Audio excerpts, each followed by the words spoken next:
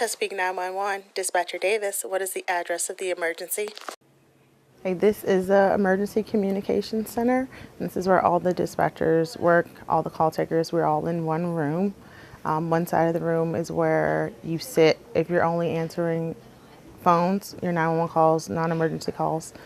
The other side of the room is split in two. One half is for the fire department. Then we have our 2 police radios, and then we have investigations. They handle the detectives and animal control. On our normal shift, we have about 12 dispatchers working in the room. 12 hours, 6 a.m. to 6 p.m. or 6 p.m. to 6 a.m. On a typical day, myself or any person answering the phone, maybe 15 to 20 calls. But as a center as a whole, normally day to day, between 300 and 400 high priority 911 calls to just miscellaneous non-emergency calls, directing them to another jurisdiction or another city department. The 5 screens that are in front of the dispatcher. The main screen is our CAD system. It has your units, the calls that are pending, the calls that have been dispatched, calls with updates. It notifies you by color, the priority of them, whether it's high priority, low priority. There's a map. If a police unit goes in a pursuit, we can easily track them on a map to make sure we're correctly documenting their location. The lights on top will be for when you're on a call. If you need assistance, if there's a unit emergency, they have a button on their mobile. They can push it, it'll turn red, the light will flash. The orange will be if we have like a stop transmission on the radio. So only traffic will be for the units that need the dispatcher to be able to respond directly to them.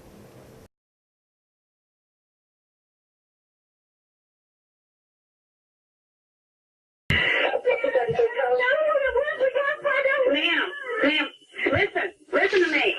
I need you to, oh my God. Ma'am, I need you to talk to me.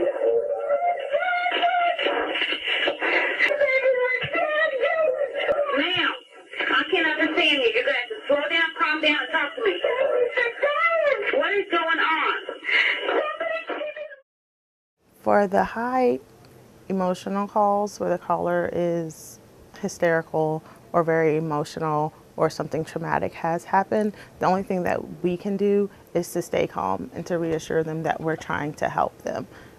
And in order for us to help them, we need to calm them down to get the information so we can send the proper response to them as quickly as possible.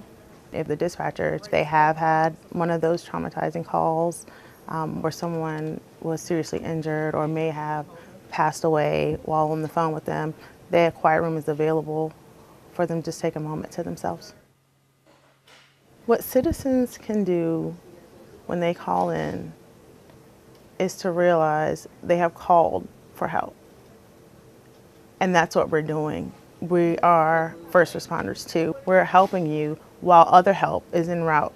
And if they could just know that the arguing doesn't help, cursing doesn't help, just to be more cooperative with the dispatchers.